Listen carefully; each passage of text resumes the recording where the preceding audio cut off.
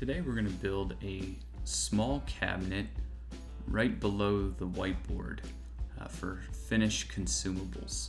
Also, up above the whiteboard, we've got a little bit of space. I'm going to build a holder for caulk guns and caulk itself in some sewer and drain pipe.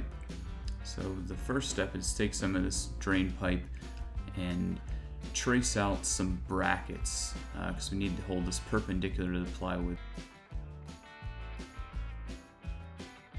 Over at the bandsaw, we'll cut just inside of our line and remove as much waste as we can before we go over to the spindle sander. Turn that on up.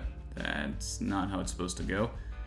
Let me try and make an adjustment here and try again. And nope, that's not it. Well, there she goes. Now it's working. So we'll use that to sand all the way up to the line. And then the chop saw makes the cleanest cuts I've found on the sewer and drain pipe. We're going to attach this by putting one of the brackets, some more super glue, and then the piece of pipe, and we'll just continue that process down until all three pieces are in place.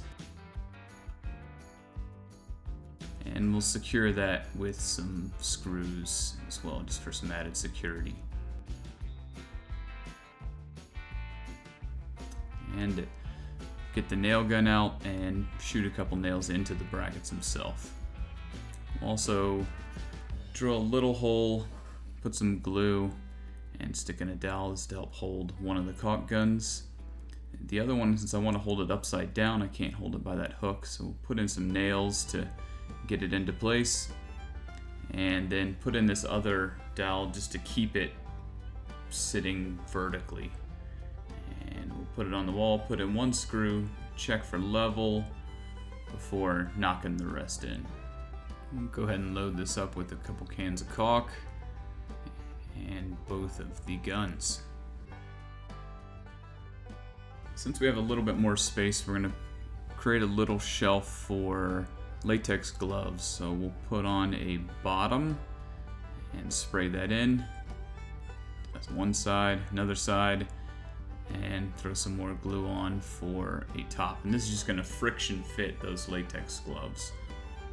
And then we'll also put an angled hole with a dowel just to hold the dust mask. So we'll pop that into place and then stick in the gloves, stick on the dust mask, and now we know the exact size for our cabinet.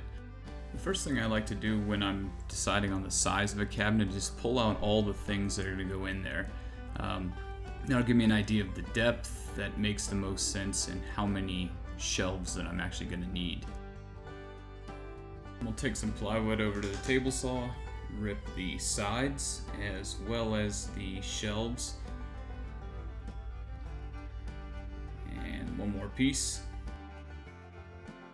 Now my table saw only has 36 inches of capacity. These needed to be 38, so I had to pull out the track saw just to cut off that. And here at the Craig Foreman, we'll blast through a bunch of pocket holes to hold these shelves in place. And apply some glue, stick the shelf in place, and throw in 3 pocket holes. And we'll put on the top. And we'll rip down some 1/2-inch plywood for the cabinet doors. And I'll cut this one with the jigsaw, so I don't have to pull out the track saw again. Go ahead and apply the hinges on the doors and get those put into place on the cabinet. Pre-drill for the pull. Screw that in.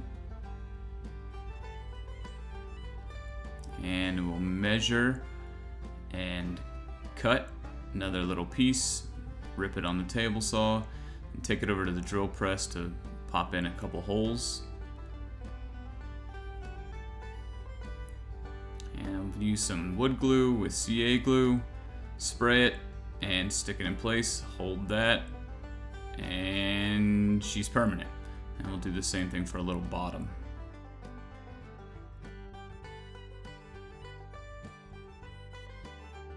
So you can see those pieces that I put on the doors are used to hold paintbrushes and all of the other components when you're doing any sort of finish fit nicely in here.